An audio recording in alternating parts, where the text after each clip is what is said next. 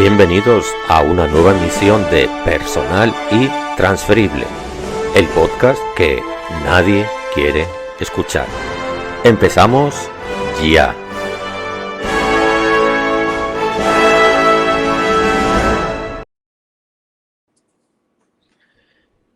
Pues saludos cordiales y bienvenidos todos a un episodio más de Personal y Transferible, el podcast que nadie quiere escuchar. Y como siempre hoy invitado de superlujo, conectado desde el otro lado del océano. Bueno, quien les habla está en la República Dominicana y el invitado está en España. Así que gracias a la tecnología, pues hoy podemos tener una conversación de lo más interesante. Ya lo digo por adelantado, yo sé que todavía no sé qué es lo que él va a decir, pero yo sé que va a ser interesante. Anthony, bienvenido y muchas gracias por estar en este humilde podcast. Gracias a ti por la invitación. De verdad que sí, gracias a todos los que estén viendo en vivo y lo que usen su tiempo después para vernos. O sea, una conversación que promete por el personaje El que va a personaje ser de eres tú. provecho. Perfecto. Ya sabes que aquí el invitado se autopresenta, es la manera de yo quedar inmunizado y no decir cosas que no debo, o dejar de decir cosas que debería decir y que puedan quedar omitidas. Así que, adelante, preséntate. ¿Quién Nada, es Anthony Gutiérrez? vaya manera de cubrirse. Antonio Gutiérrez, yo en este caso, actualmente médico, actualmente, la redundancia, residente de nefrología en el Hospital Clínico de Barcelona. En base a mi track clínico. En 4 años estaré cuidando riñoncito por el mundo. Pero lo que me trae aquí hoy es mi labor como investigador. Ya fui docente de la Pontificia Universidad Católica Madre y Maestra. Ahí vi un poquito sobre la investigación, me gustó mucho lo que vi y me dediqué como estandarte a crear tanto investigación para resolver problemas como un camino para los que vayan detrás de nosotros puedan llegar más fácil a estas herramientas, al mundo en sí en general, y que le tengan un poquito menos de miedo. Eh, Como detalle adicional que me encanta por maña, yo vengo de un pueblo del noroeste de la República Dominicana, de Mao Valverde. Hay mucho arroz, mi papá era arrocero y mm, estoy aquí hoy y le agradezco mucho al arroz el trabajo de mis padres y un detalle muy chulo, porque cada vez, o sea, nunca se me olvida, también el Ministerio de Salud Pública, me presentaron como investigador. La persona me preguntó, ¿de dónde tú eres, Santiago? Yo, no, yo soy de Mao. ¿Y qué hace un carajo de Mao en investigación? ¿Cómo te llegó eso allá? Esto llega a todas partes. O sea, esto es una vena, el que la tiene, perfecto y se aprovecha. Pues muy buena autopresentación. Desde luego lo has hecho mejor de lo que lo hubiera hecho yo. Lo tengo clarísimo. Antes de proseguir, decirles a nuestros seguidores que pueden hacer sus preguntas en tiempo real a Anthony a través del chat y las irá respondiendo tanto los que están en Twitter, los que están en LinkedIn, los que están en YouTube, tranquilamente, siempre desde el marco del respeto y de sentido común, pero todo se puede preguntar porque la idea es que este espacio sea divulgativo, que genere conocimiento y que genere curiosidad e inquietud. Si eso se cumple, yo personalmente pues ya me daré por más que satisfecho. Anthony, ¿qué especialidad estás cursando allá en la península ibérica? Ahora mismo estoy en mi primer año de la residencia en nefrología, riñones, en el Hospital Clínico de Barcelona. ¿Y qué tal la experiencia? Superado, qué sé yo, el primer choque cultural, ¿ya te consideras adaptado o todavía estás en ello? No, no, no. Creo que la adaptación es un proceso que hay que darle su respeto. Em, Otro sistema completamente diferente, tanto a punto clínico como de investigación asistencial y social. Es muy chulo poder vivir la experiencia. Es muy chulo poder compartir, incluso con compañeros que están haciendo residencia en República Dominicana y otros en Estados Unidos, el día a día, porque no hay palabra que lo quepan. Eh, Siempre está la pregunta de, mira, ¿es mejor? ¿Es peor? ¿Cómo tú lo verías? Yo, diferente, Es diferente. O diferente. sea, sí, incluso una de las cosas que más choca, y es lo que siempre me preguntan a cariño, ¿qué es lo que más te ha chocado? Y yo le digo, mira, el paciente. El paciente en República Dominicana llega de una manera, con una exigencia al sistema de salud. En España llega con otra completamente diferente. Al final, el objetivo es el mismo, es brindar salud, es brindar bienestar. Pero sorprende mucho, un asunto incluso de antropología, qué tan diferente puede ser y cómo tú como médico te adaptas para poder dar siempre lo mejor sobre esas diferencias. O sea, nunca me voy a acostumbrar incluso que un paciente te pueda exigir. Y allá cuando pasa, vamos a decir que el sistema privado puede verlo un poquito más, pero aquí como tenemos el sistema público como mayoritario en cualquier proceso mayor, dice, oye, yo no me cabe en la cabeza, termina entrando, pero al principio no cabes. Catherine Calderón ha mandado saludos. Yo también desde aquí la saludo y recomiendo muchísimo su podcast Ampicilina 500. Busquen en la plataforma de podcast todo lo que ella hace a nivel divulgativo, que me parece de muchísimo valor y muy interesante. Después, igualmente a Sonia, gracias por el apelativo de joyas. Eh, bueno, yo personalmente no me considero tal, pero agradezco la muestra de afecto igualmente. Eh, Preguntica, ¿por qué es importante investigar eh, para un médico de cualquier especialidad?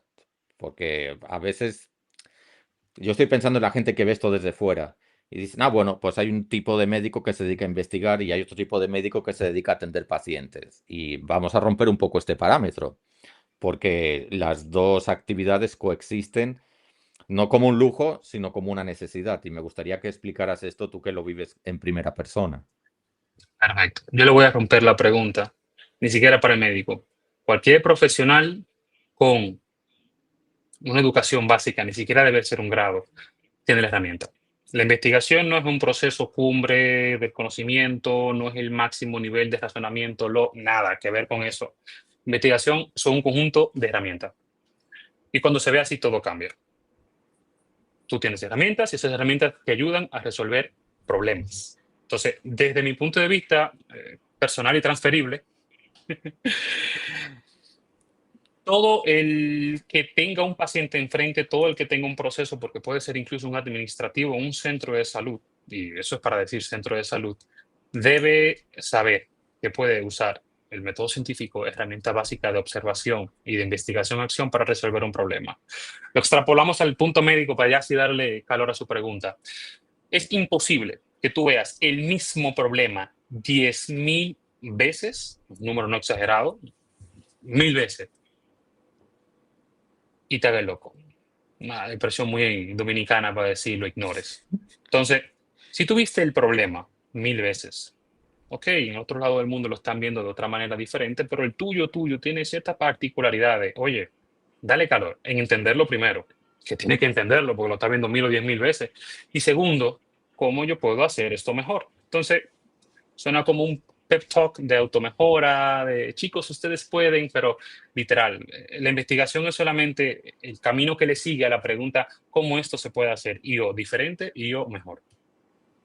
Anthony, fuera de aire, tú y yo estábamos hablando y era una conversación bien interesante y me pareció entender, corrígeme si no es así, que tú no has tenido una epifanía con el tema de la investigación, que muchos estudiantes tienen una epifanía cuando están en el segundo, en el tercer año de su grado, en cualquier carrera descubren que, wow, qué chulo es esto de investigar, me ayuda a entender mejor el mundo, a tratar problemas y demás. Tú ya venías con una especie de intuición donde ya estabas predispuesto a investigar desde que pisaste la universidad por primera vez. Y eso es un don, o sea, eso tiene más mérito todavía, porque a ti no había que convencerte de que investigar era importante, ya lo sabías. Sí, pero eso no es necesariamente bueno. Yo creo que es la primera vez que digo esto a voces, pero cuando yo entré a la carrera de medicina, yo no entré porque yo quería sanar gente. Y eso cambió, obviamente. Incluso lo disfruto mucho ahora. Pero yo entré porque en mi contexto rural, la medicina era lo más cercano a la ciencia que había. Y yo quería ser científico. O sea, a mí se me metió un día que yo quería hacer ciencia. Dentro de la carrera de medicina, yo veo un grupo, digamos, selecto por sus habilidades y por su tenacidad. O sea, eran los monitores del área de fisiología. Y yo digo, yo quiero ser parte de ese grupo. No porque me interesaba dar clases, sino porque yo quería saber. Bueno, me pasa lo mismo, yo soy muy risueño, me enamoré de la docencia también, entonces me enamoré de la medicina, me enamoré de la docencia y ya dentro de la docencia hubo un parámetro muy básico que me dijo un profesor que quiero muchísimo, todavía hoy, es que cuando tú atiendes como médico a uno, tú sanas uno por uno y es un beneficio muy grande. Como docente, tú multiplicas eso por 10, pero como investigador, tú dejas un rezago gigante, o sea, por los miles hacia adelante y en el presente. Incluso ahí entra un poquito más lo de investigación-acción. Entonces, al final, lo que sí tenía era un hambre de conocimiento, no necesariamente sana, pero la vida a golpes me inyectó la humanidad que faltaba y no me arrepiento para nada. O sea, he disfrutado cada paso, no han sido todo muy dulce, a diferencia de lo que yo he tratado de hacer con la vida, pero el hambre estaba. El asunto es que yo encontré un ambiente relativamente adecuado. Relativamente, porque igual no era fácil tú poder decir, mira, yo quiero ser un ente productor en un proyecto de investigación, porque el investigador quiere cuidar lo que tiene como proyecto, entonces no cualquiera puede entrar. Eso me pasaba. Yo no sentía que había una apertura de todo el mundo. Entonces, el que sí tiene una apertura muy rápida, puede que siempre había percances en el camino. Entonces, por eso empecé a investigar primero, por como ya era docente, vi para atrás y dije, no, imposible, que aquí hay que hacer algo y aquí hay que hacer un camino que el que quiera, tal vez no investigue necesariamente conmigo, pero tenga herramientas. Y hasta ahora no me puedo quejar. Fundamental. No, y agradezco que hayas explicado esto, porque si algún estudiante está viendo esto o después de la grabación, le puede dar muchas pistas interesantes de por dónde llevar su trayectoria académica. Anthony, por otro lado, también tienes el privilegio, el don, en el buen sentido de la palabra, de conocer dos países. Y de conocer, no me refiero geográficamente, sino ya culturalmente, antropológicamente, modos de hacer las cosas, modos de vivir la profesión. Y hago este preámbulo para que se entienda la pregunta que voy a hacer. ¿Se investiga de modo diferente en función del país en el cual se investiga, en función del país en el cual se realiza investigación profesionalmente? Vale, esa pregunta te hace una pausa, tomar un café de 10 minutos y después responderla. Sí, no, tranquilo, no hay problema. Si duras mucho, No, yo no, pondré música de fondo. no, no. Sí, se investiga de manera diferente, con pro y contra de cada lado. Pero hay que entender una cosa, que es una de mis críticas que puedo hacer pública porque completamente moral y cívica entra perfectamente. Los estados grandes, los estados tratan de centralizar los esfuerzos en investigación hasta un punto y descentralizar otros. ¿Cómo yo los centralizo? Por ejemplo, en la República Dominicana tenemos la MESIC, que es un ministerio que está solamente para la ciencia y tecnología. Tiene, por ejemplo, unas convocatorias de investigación. En España tenemos igual unas becas que da el Ministerio de Universidades, con becas doctorales. Entonces tenemos mecanismos muy similares. Tú puedes decir, ok, entonces ahí cómo se parte la diferencia.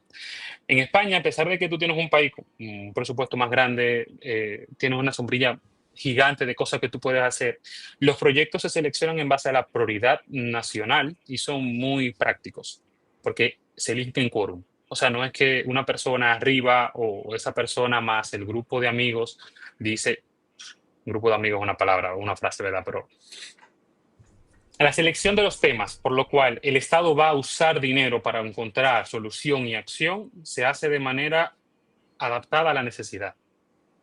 Un ejemplo penoso pero claro es, por ejemplo, el progreso de las CAR T cells, las células T quiméricas, que funcionan virtualmente para todo como mecanismo. Ya en España tenemos unidades de cuidado intensivo que están especializadas en esto. Y no son dos ni tres. O sea, en teoría en cada comunidad autónoma hay mínimamente una y cuando no lo hay, tiene soporte de otra comunidad autónoma. En República Dominicana tenemos un marco teórico muy similar, pero hay que hacer presión. Como sociedad civil, y esto soy yo como un llamado casi marcha verde, pero como sociedad civil, incluso como universidades, a primero identificar esos problemas de manera real y segundo, aplicarlos. Y el ejemplo más palpable que tenemos, por ejemplo, es el asunto del sargazo. Tenemos que ser conscientes, nuestra economía depende mucho del turismo. Sin embargo, son pocos los turistas que van y no te hacen el comentario, mira, muy linda Toto, la playa, bellísima, pero en un momento. Entonces, es un problema real, es un problema que nos toca el bolsillo. Idealismo lo que tú quieras, pero el bolsillo. Y aún así lo tenemos perenne. Entonces, sí sabemos, porque en el periódico han salido, mira, iniciativas, ofreció tanto dinero, creo que el presidente actual incluso en un momento abrió una convocatoria para ello. Pero ¿qué supervisión tú tienes sobre eso? No digo que se esté haciendo mal, todo lo contrario, mi respeto al que asume un problema tan grande que afecta tanto a un país. Pero de esa misma manera nosotros tenemos centralizar la identificación del problema y poder decir, esto tenemos que resolverlo. Y el ejemplo más trágico que tenemos, y es el ejemplo que siempre uso en base a cómo debería ser el estudio de caso de República Dominicana, que es los traumas, los accidentes de vehículos de motor en República Dominicana. Nosotros somos una fábrica de evidencia, lamentablemente, y el segundo es el dengue. Nosotros como médicos nos formamos y hay una sala de dengue. No se llama así formalmente, pero en la asociación nos llaman sala de dengue. Entonces el dengue tiene un problema, que donde hay mucho hay poco dinero, y donde hay poco dinero hay mucho dengue. Nosotros tenemos una economía creciente, una capacidad del sistema de salud increíble, una combinación de capital público y privado que tiene la capacidad de responder el problema. ¿Qué estamos haciendo al respecto? O sea, como Estado yo estoy designando una capacidad y decir, mira, tengo esto, vamos a mejorar lo que hacemos con el dengue. Y recuerdo que por un momento que no fue más de un año, la mejor guía mundial de tratamiento de dengue era la del Ministerio de Salud Pública. Puede que siga siendo así, no es mi área honestamente, pero la guía estaba llena de opinión de expertos, porque verdad, había muchos médicos que habían tratado. Estamos en el siglo XXI, año 2025. Tenemos unas fábricas de médicos y de investigadores en la República. Entonces, ¿qué nos falta para poder llenar esa misma guía, que es muy buena, de evidencia, de poder decir, mira, ese jugo de guayaba con ají morrón que tú le estás dando, ¿funciona o no funciona por X o Y manera? Entonces, tiene que ver cómo se prioriza y cómo se le exige al mismo Estado y a los entes que, ¿verdad?, interactúan con el Estado como sociedad civil, esas prioridades. O sea, si tú no ves la investigación como una herramienta de solución de problemas, sino como un elemento a tratar en una agenda, se nota mucho la diferencia. Algo importante en cualquier investigación y en ciencias de la salud, eso es importante, es investigar para poder realizar pronósticos, que no es lo mismo que andar haciendo adivinanzas, por si alguien quiere malinterpretar el asunto. Tú has mencionado dos problemas sociales, para mí son sociales, dos problemas sociales graves y de largo recorrido en la República Dominicana. Lo del dengue y sus derivados y la altísima siniestralidad, accidentes de tránsito, que también es de largo recorrido. En base a tus conocimientos, no te pido adivinanzas, sino pronósticos. ¿Cuál de los dos problemas crees que se va a solucionar antes? No creo que solución sea la respuesta. Yo sé O que sea, no. no. La pregunta no es solución. La pregunta sería, no le voy a quitar el error de preguntar.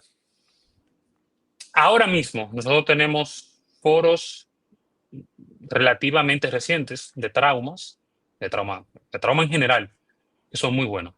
Y las ideas que he visto salir de esos foros, igual, son muy buenas. Lo que falta es el soporte en el campo. ¿Qué significa eso?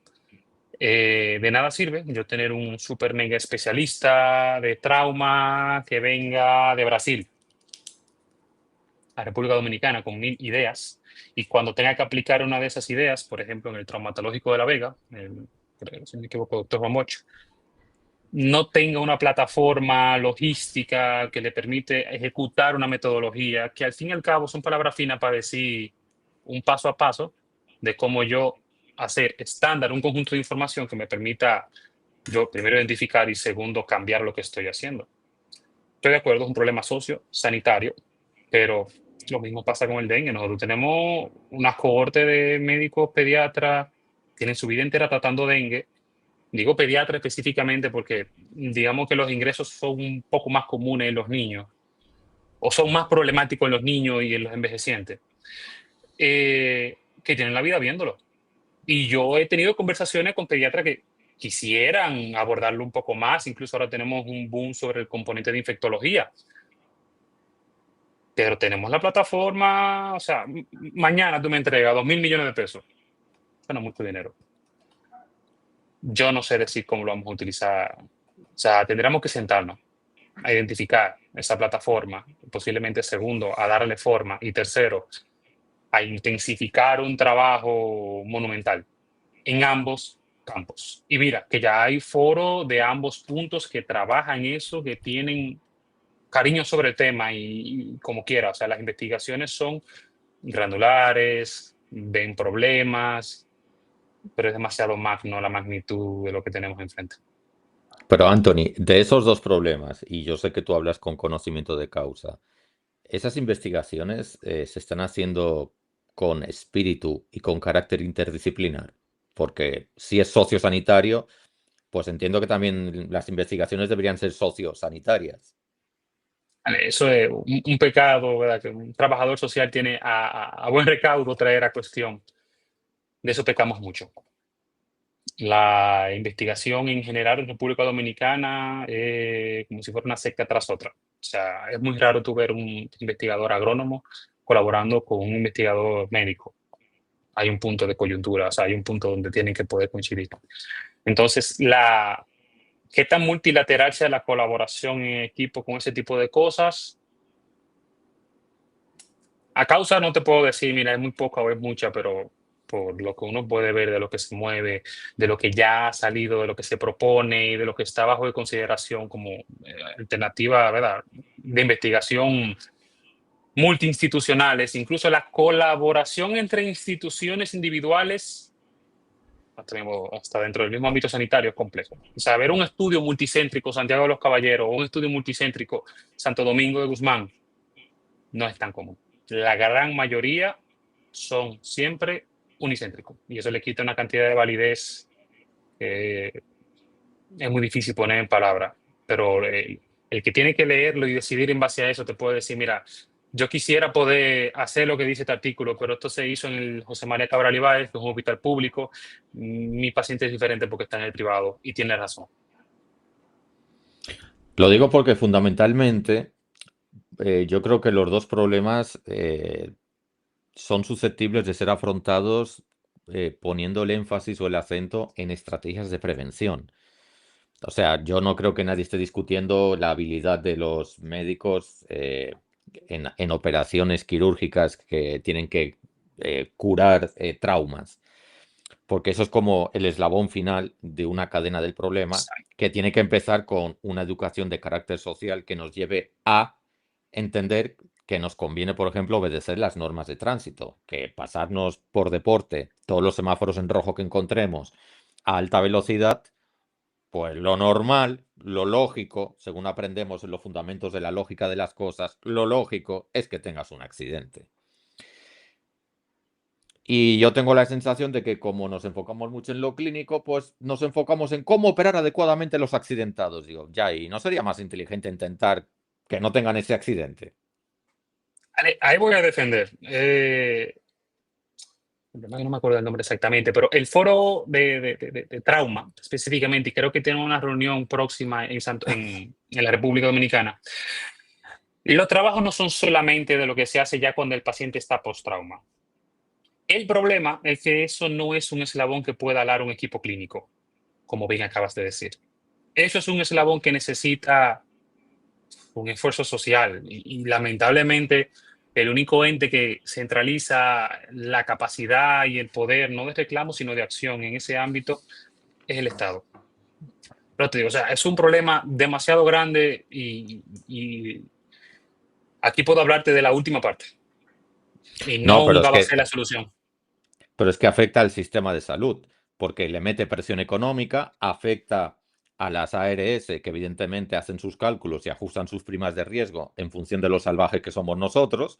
Y después está el tema de que al Estado incluso le convendría ponerse fuerte en eso porque también tiene un componente recaudatorio. Oye, si cada vez que te pasas un semáforo te voy a cobrar 10.000 pesos, a lo mejor el tercer semáforo ya no te lo pasas.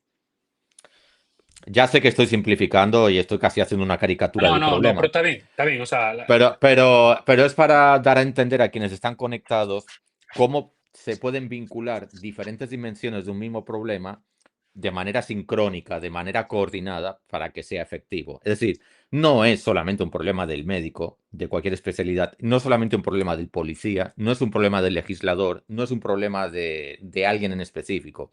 Es un problema de todos como sociedad. Y entre todos deberíamos hacer un esfuerzo para buscarle una solución a esto, porque la cantidad de vidas y la cantidad de dinero que le está costando a esta sociedad es brutal, es enorme. Y lo triste es que parece que a nadie le importa. La gente llora al día siguiente del accidente de tránsito, pero al cuarto día la gente sigue a 120 por la autopista como si no hubiera un mañana. Y para muchos no habrá un mañana, evidentemente. yo creo que eso cumple, esa imagen completa cumple la República Dominicana como un caso de estudio o un estudio de caso solamente sobre el accidente de vehículo de motor, plus cualquier otro tema que venga muy similar. O sea, al final el abordaje es similar. Cuando yo era un niño todavía nunca se me olvida el marketing en base al dengue, ¿verdad? Para hacerlo multilateral, de cloro untado, tanque tapado, eso es la prevención. Y eso fue una campaña de acción. Está bien, porque funciona, pero es exactamente el mismo ejemplo de lo que estamos diciendo. O sea, las herramientas que te da la investigación no te puede identificar. Mira, eso funcionó, no funcionó, en qué tipo de población funcionó más, en qué tipo de población funcionó menos. ¿Cómo se correlacionó ese esfuerzo, por ejemplo, con los números que tuviste en el hospital? Incluso 30 años después, ¿cómo se correlacionó eso con la expectativa de vida de exactamente el grupo etario que se benefició de esa intervención? Son 1.500 preguntas para simplificar que tú te puedes hacer. No es solamente llevar un tipo de resultados, sino saber por qué está funcionando. Porque si en 20 años tenemos de nuevo brotes, a punto de vista epidemiológico que sean importantes y limiten la demografía, para ponerlo lo más trágico posible, va a ser intentar hacer lo mismo. Y si no funciona, en ese momento no vas a saber por qué no funcionó y antes sí. O sea, es la métrica, la cultura del dato. Lo que yo estoy haciendo, si no lo mido, no lo estoy haciendo. Porque lo que no se mide no existe. Ah, no fue mejor. Yo creo que Cantinflas tiene una frase de eso. Antes estábamos mal, pero creíamos que estamos bien. Ahora estamos mal y estamos mejor porque lo sabemos, por lo menos. No, no creo que sea un buen abordaje, y menos para tomar en cuenta como sociedad, como individuos responsables ante la sociedad, como gobierno, como entes que pueden hacer algún tipo de reclamo. Estoy totalmente de acuerdo contigo. Por Sí, cierto, aprovecho que más o menos vamos como por la mitad del episodio, porque el tiempo vuela, que las personas que están conectadas pueden interactuar con nuestro invitado desde ya. Pueden utilizar los comentarios o el chat de LinkedIn, pueden utilizar Twitter, pueden utilizar en el chat de YouTube y gustosamente Anthony responderá a todas las inquietudes que él sepa, porque uno no lo sabe todo no, tampoco. no, no abusen. No abusen, exacto. Tengo una pregunta que tiene carácter absolutamente subjetivo. ¿Qué opinas? Porque parece que se está apostando a ello. ¿Qué opinas del turismo de salud? Como concepto. Después hablaremos de si eso encaja en contexto dominicano o encaja en otros ámbitos. Primero como concepto. ¿Qué opinas no sé, de ese servicio, de ese producto? A mí hasta me cuesta ponerle etiqueta a eso. En fin, El turismo turismo de de salud. salud, como concepto, honestamente, sanitario es muy complejo. Como concepto económico es una chulería, porque tú estás creando, ¿qué pasa? La salud es un negocio imperfecto. En la salud, el valor neto que tú obtienes nunca es económico, casi nunca es económico, lo intentamos cuantificar. Pero el valor final que tú tienes es el bienestar de la persona. Entonces, el turismo en salud intenta buscarlo, pero no tiene la continuidad, que va muy en contra de todo el trabajo que estamos haciendo, por ejemplo, en la priorización de la atención primaria. Por ejemplo, ¿qué gracia tiene que yo responda a un centro de atención primaria en Mao Valverde, del sector VHDC, vaya a Aruba, me haga un procedimiento en el hombro, llegue con los reportes y, por ejemplo, mi médico de cabecera, con la experiencia que tenga, puede ser mucha, puede ser intermedia, me diga, mira, yo no creo que sea necesario? Porque al fin y al cabo, yo fui y resolví lo que yo entendía que era una necesidad médica, que igual hay una brecha gigante. ¿Cómo tú defines lo que es una necesidad? Pero ya ahí entra el tema del marketing en salud, eh, tema para otro día, muy amplio, se puede hacer un libro de eso. Pero ¿cómo tú definiste esa necesidad? O sea, ¿tú de verdad necesitabas lo que tú fuiste a buscar? Lo que sí encontraste rápido fue un sitio donde ir a saciar esa necesidad. Hay un conjunto de procedimientos para lo que aplica perfectamente, mayormente los selectivos o aquellos que sean necesarios y tú quieras, por ejemplo, acelerar un tiempo de espera o por un asunto de tranquilidad personal. O sea, es muy difícil meterse con eso, muy subjetivo, pero garantiza más tranquilidad. Para punto de vista sanitario, la continuidad de la atención se vuelve muy compleja porque entonces se fragmenta. Cuando tú puedes llevar el servicio de atención a través de un sistema de atención primaria que te diga, mira, tú tienes este problema, a la tercera consulta me doy cuenta que el problema es derivable a un neurólogo porque es un dolor de cabeza, hay una continuidad, hay una historia de la enfermedad. Lo que le llega al neurólogo no es tu sospecha, lo que le llega es la sospecha de un médico que tiene la capacitación para poder identificar si sí o si no. Igual, todo eso es en libro. La atención primaria en República Dominicana todavía es un bebé. Se limita a una que otra cosa, pero como turismo en salud nosotros somos destino. Pocas veces somos el origen. Entonces, ponte a pensar qué pasa con la continuidad de salud, por ejemplo, de una persona que sale desde México, desde Colombia, de Estados Unidos, desde España, a buscar en República Dominicana algún tipo de servicio de salud. Está bien, tú te llevas tu reporte, pero cuando tú vuelvas, entonces ya la persona que volvió rompe esa linealidad, y no quiero decir que está malo buscar un servicio de salud fuera, pero hay que entender que los servicios de salud se diseñan para servir de una manera. Y una de las cosas que se diseñan dentro de las capas es el punto de intervención, que dicho de paso es el punto neurálgico del turismo en salud. El concepto no es perfecto.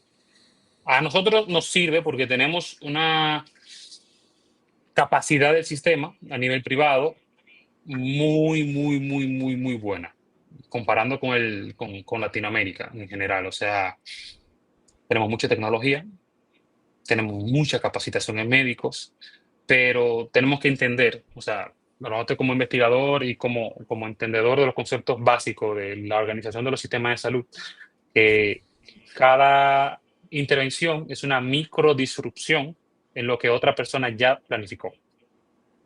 Pero siempre nos aseguramos que sea todo electivo por eso mismo. O sea, tú vienes para acá porque tú quieres. Yo ofrezco el servicio aquí, yo te voy a dar las facilidades. No es como que si un turista va a Puerto Plata, a un hotel y le da una apendicitis, no necesita el turismo en salud. Incluso no creo que cuente como turismo en salud en ese caso. No, no, Acudir. no entra como turismo en salud, entra como Exacto. turista con mala suerte. Exacto. Lamentablemente. Pero en este caso, lo que estamos dándole es un scope diferente. O sea, yo voy a buscarte como paciente, pero lo que yo voy a hacer es decirte, yo ofrezco este servicio y te doy estas facilidades. Y casualmente es en una isla donde tenemos muchas palmeras, es muy linda, porque el sitio más lindo del mundo. Y a una hora donde tú estás recuperando de una cirugía que te vamos a hacer de la rodilla o bariátrica, vas a tener la playa. Entonces,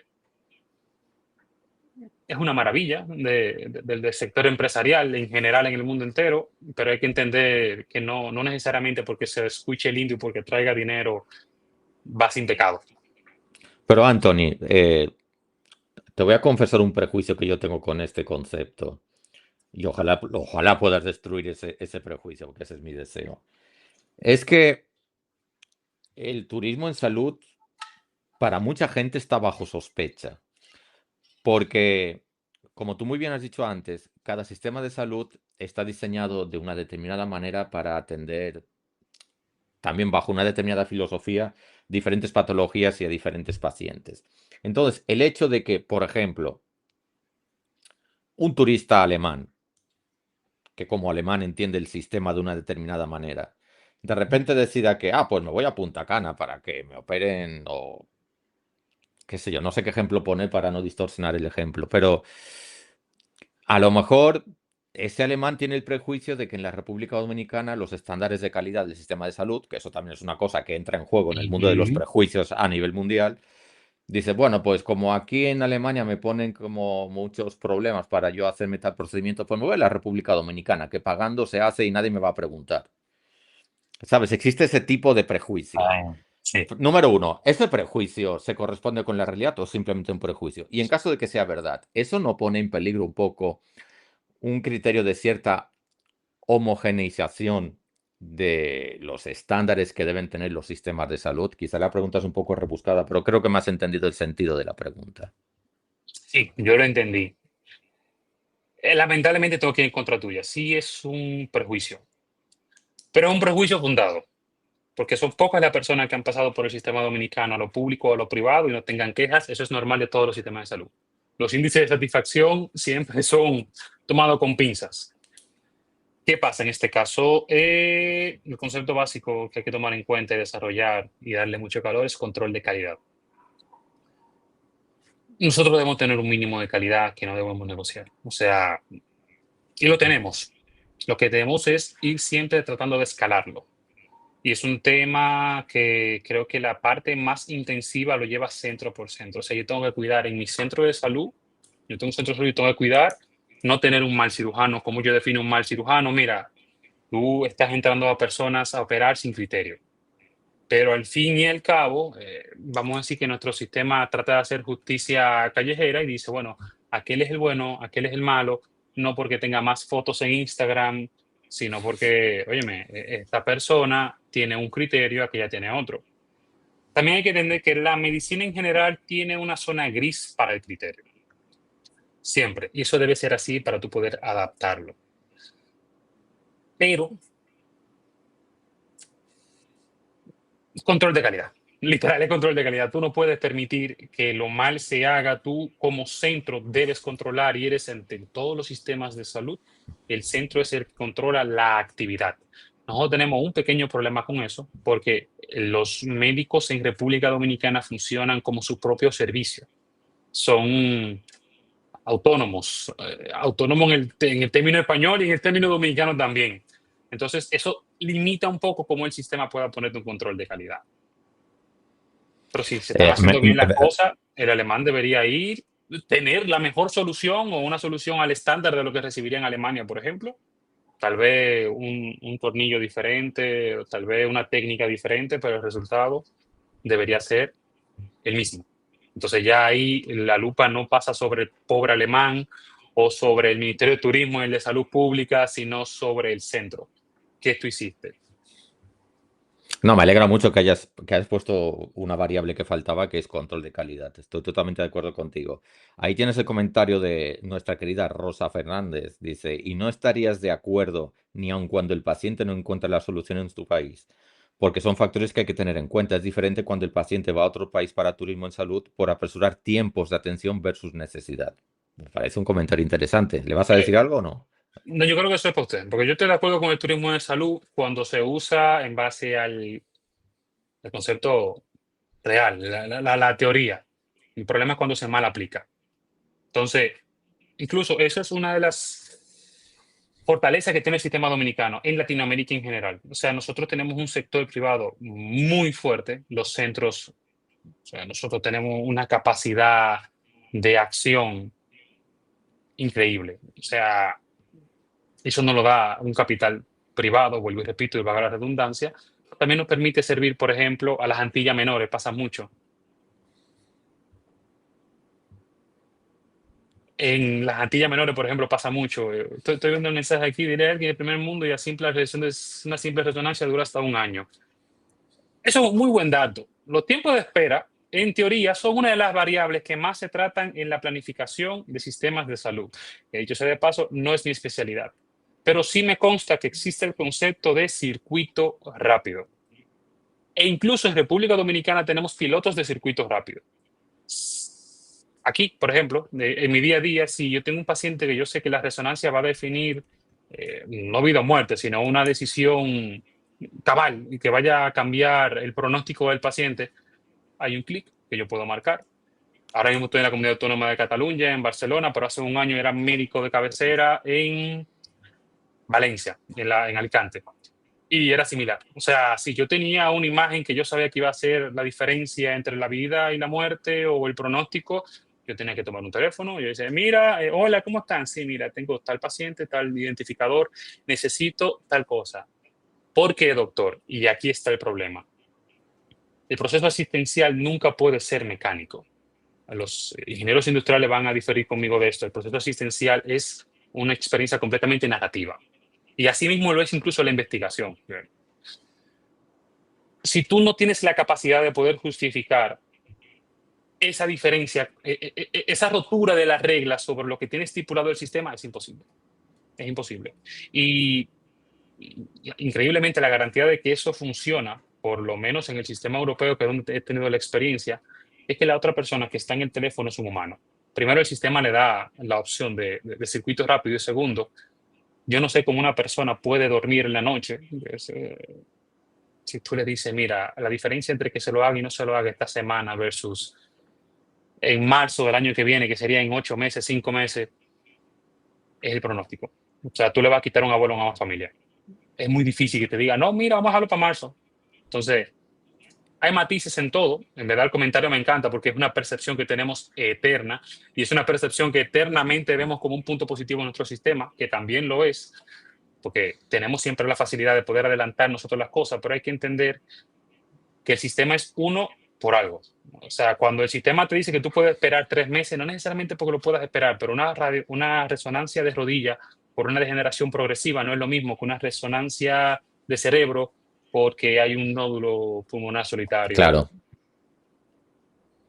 No, Eso no, sí. yo agradezco mucho la pregunta del doctor Víctor Sosa, que él lo ve un poco desde el punto de vista de un especialista en emergencias y, y al final también la especialidad de cada uno también matiza y tamiza las dos cosas, la visión de la realidad. Así que agradezco la pregunta y agradezco muchísimo la respuesta, porque hay como ese doble filtro para que los tiempos de espera no son los que se creen la gente que siempre que son, sino que, No, en no fin, igual, son un problema. Son un problema, claro, incluso el sistema dominicano, dentro de lo público, lo reconoce como un problema. Los sistemas que manejan centralización de los sistemas de los servicios sanitarios, igual lo reconocen como un problema, pero es que tenemos una demanda que supersede por mucho la oferta. Entonces, si no tenemos una respuesta en economía y tenemos 2000 años teniendo la economía de una manera o de otra, ¿cómo la vamos a tener en servicio de salud? No lo tenemos tanto tiempo. totalmente de acuerdo. Esta casi se me queda en el tintero, no nomás que la anoté, porque después las cosas se me olvidan. ¿Qué es lo más difícil desde tu punto de vista, desde tu experiencia como investigador? ¿Qué es lo más difícil en un proceso investigativo? Lo que Qué te ha bueno que resultado más difícil a ti. qué bueno que volvimos a la parte de investigación, porque ya está hablando de moral Sí, cívica, no, no, ya nos estamos servicio de yendo salud. casi. No, es que casi nos No. salimos de la Vía Láctea. Digo, déjame regresar. Mira, para mí el problema más grande en todo lo que tenga que ver con investigación, y lo vivo casi todos los días, es la coordinación del recurso humano. Y el que escucha eso dice, bueno, eso es una nómina, nada que ver. El recurso humano es cada persona que vaya a tener una interacción en la investigación como miembro de, incluso el paciente. O sea, uso el concepto de recurso humano más amplio que hay. Cuando hay una idea y hay que buscar personas para que contribuyan a esa idea, es casi imposible alinear la idea de 8, 9, 10, 11, 12 personas a que hagan exactamente lo mismo. Incluso nunca se me olvida que un compañero una vez me vio haciendo una disertación al respecto para conseguir fondos, dicho sea de paso, y al final fue exitoso aquella vez, hace por lo menos 2 o 3 años. Y él me dijo, brother, honestamente, tú casi parecías un ganadero, porque tú tenías que llevar a las personas paso a paso por tu idea hacia lo que ellos quieren que sea un beneficio. Entonces, voy a ser sincero, con todo el dinero del mundo y sin la voluntad humana, no hay. Con todas las plataformas que tú quieras, todas las facilidades, sin la voluntad humana, no hay. El proceso de investigación necesita una persona experta, una persona que sepa, un ojo con capacidad de decir, aquí hay un problema, aquí no. Tanto en la selección del problema como incluso en la revisión de pares al final. Por eso no se negocia la revisión de pares. Entonces, la frustración eterna que tengo es el hecho de decir, mira, tengo una muy buena idea, me dejan hablar y yo puedo plantear perfectamente el beneficio social, económico, clínico de la idea, y de alguna manera u otra voy a encontrar a alguien que me va a decir, no, mira, no, no, no, o no se alinea con mi institución. Oye, pero ¿cómo tu institución, escribiendo una misión, una visión y unos valores, no puede buscar el beneficio de la sociedad? Entonces, siempre, siempre, siempre, siempre, siempre, el único problema que tomo por sentado antes de llevar a cabo cualquier iniciativa o idea de investigación, sea nacional, sea internacional, es el componente humano. Reunión por reunión, interacción por interacción, incluso la motivación. Eh, Hago la analogía siempre en la guerra, la moral de los soldados. O sea, el proceso de investigación es un proceso largo. Estamos en una generación TikTok. Entonces, cuando yo involucro mi equipo, involucro a una persona para hacer cualquier tipo de trabajo, props a mi equipo, porque honestamente sin ellos estuviera aquí haciendo poca cosa. Cuando hay que involucrar a cualquier persona para hacer cualquier cosa, tú tienes que primero motivarlo y después hacerlo. Y si la acción es de aquí a 2 meses, tú puedes tomar por sentado que la motivación no dura esos 2 meses. Y eso es un asunto de cultura, de cómo tú asumes el proceso de investigación. Eso es un extra, es un plus. Eso es algo que yo quiero en mi currículum. No es un acto de civismo, no es un grano de arroz que yo estoy poniendo para que, qué sé yo, aquel paciente diabético tipo 1 tenga una mejor vida. Incluso el mismo paciente, o sea, si yo te mando a ti como paciente un formulario para que tú lo llenes, te pesa. Mira, pero yo te estoy diciendo, o sea, en la presentación te estoy diciendo, mira, esto es porque yo quiero preparar una propuesta para la PDSS, para el Catálogo Nacional del Servicio de Salud, pero se diluye, se diluye, se diluye. Entonces, al fin y al cabo, motivación humana. El problema más amplio, perenne, sufrido, y que me quita el sueño. Creo que la doctora María Zunilda, que amablemente está conectada e interactuando con nosotros, está haciendo un comentario que va un poco en la línea de lo que tú señalas. Dice, la falta de cultura para investigar o cultura investigadora y de capacitación es el tendón de Aquiles en este sistema. Yo personalmente estoy de acuerdo con ella. ¿Que se va cambiando? Sí, también creo que se va cambiando, poniéndolo en perspectiva. No sé tú cómo lo ves. La doctora tiene una experiencia que yo espero poder en mi vida con la salud que me dé poder lograrla. Pero la parte de capacitación, yo tengo un pequeño problema con el concepto de capacitación e investigación. Igual, sé que es perfectamente compatible con lo que ella dice. En mi visión, y yo lo empecé diciendo, tú no necesitas un grado ni un PhD para investigar, porque cada vez que le añadimos ese tipo de adjetivos lo ponemos un poco más lejos de transeúnte. Entonces, capacitados en teoría estamos todos tenemos un grado, incluso es parte del currículum nacional en ciencias naturales, el método de investigación. Lo que sí nos falta, y creo que ahí va el asunto de la capacitación, es las herramientas que aterricen eso. O sea, de nada sirve que yo te diga aquí, mira, vamos a arreglar el país de tal manera. Mañana cuando tengamos que reunirnos a decir cuáles son los recursos que tenemos a mano, no hay herramientas. O yo no sé lo que es una base de datos, o yo no sé lo que es una plataforma de imputación de datos, yo no sé lo que es el concepto de confidencialidad ni de privacidad. Entonces, son conocimientos, pero prefiero verlo como la disponibilidad de herramientas porque es la diferencia entre que una persona tenga o no la motivación. Si tú le dices a un estudiante, si yo hoy me siento conmigo, con el Anthony de cuarto año de carrera, y le digo, te faltan cosas. No. O sea, el momento que yo hice mi maestría en investigación, que fue en la Universidad de Barcelona, ya yo tenía experiencia que me permitía incluso darle mejor uso a las herramientas. Y mis primeras experiencias, a pesar de que fueron guiadas de manera forzosa, porque yo obligué mucho a mis tutores de investigación, me da pena por Catherine que está por ahí, yo los obligué mucho a colaborar con el proceso de aprendizaje. Te lo puedo decir a ciencia cierta. De nada sirve que tú tengas un PhD si la herramienta y cómo se aplica no está a mano. O sea, aquí incluso el término de investigación clínica aplicada. Vamos a aplicar la investigación para resolver un problema clínico. Yo no necesito que sea un PhD que lo haga, es mejor si lo hace, en teoría tengo más respaldo. Pero si alejo el concepto de investigación-acción del transeúnte, lo que estoy haciendo es hacer más difícil la investigación. Anthony, no sé si has visto el cronómetro, pero la hora se nos ha fundido como quien no quiere la cosa, y eso que apenas es una taza de café por cada lado.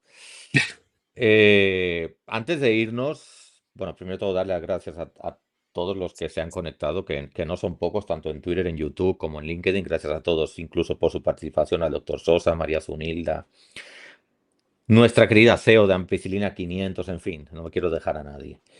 Me gustaría, y lo hago siempre con todos mis invitados en el podcast, que terminaras con una frase de estas que son contundentes, que la gente después recuerda porque es lo último que queda grabado en el podcast. Mm, un poco como te voy a las palabras que utilicé con Diego, un poco en el sentido exhortación, que a la gente le quede. Va, cásate con la gloria en este sentido. Eh, la exhortación en general es cambiar el concepto que tenemos como individuo, como colectivo, como sociedad, en base a cómo vemos la investigación. O sea, esto no es un tema para poder decir tenemos un investigador en tal sitio con un buen currículum. No, son herramientas. La podemos aplicar en el día a día, en la crianza de un niño, en la administración de una empresa, arreglar un coche, carro, coche, todo. Y como docente tuve una mentora que me enseñó un concepto que nunca se me ha ido y es la exhortación permanente que tengo para cualquier persona que quiera hacer algo en pro de lo bueno. Investigar de manera adecuada, ética. No, o sea, hay adjetivos que no se pueden dejar fuera. Pero investigar no es necesariamente un acto de bondad. Pero cuando nosotros investigamos nuestros propios problemas y le damos solución a nuestro problema, es un acto patrio. Entonces nosotros haciendo investigación hacemos patria. Y eventualmente cuando tenga otra edad voy a sonar como un CD rayado de tanto decir eso, pero no se me sale de la cabeza. O sea, yo puedo ver a mis sobrinos de otra manera, después de decir, yo estoy investigando para que el mundo que ellos encuentren sea, tal vez no necesariamente uno mejor, pero uno con más herramientas. Entonces, lo resumo en investigar es hacer patria. Pues fantástico, ahí queda. Pues nada, aquí nos despedimos. Gracias a todos los que habéis estado conectados. Si el contenido de este tipo de episodios os gusta, pues la verdad que os animaría a que le dieseis apoyo al canal para que sea más visible y podamos llegar a más gente. No estoy hablando de dinero, estoy hablando de difundir cosas que entendemos que pueden ser buenas, conocimiento, divulgación, conectar personas. Tenemos también que aprender a trabajar en red en el sentido educativo, ya sea en salud, en psicología, en trabajo social, en los ámbitos que sean. Y decirles que, bueno, esto quedará grabado en YouTube. Posteriormente también lo tendrán disponible en Substack, en Spotify, en Apple Podcast. Y simplemente terminar con ese agradecimiento. Terminamos como siempre con, con la musiquita del final. Y fuera de aire después seguiré diciendo otras cosas a Anthony. Así que muchísimas gracias a todos y nos vemos en un próximo episodio de Personal y Transferible.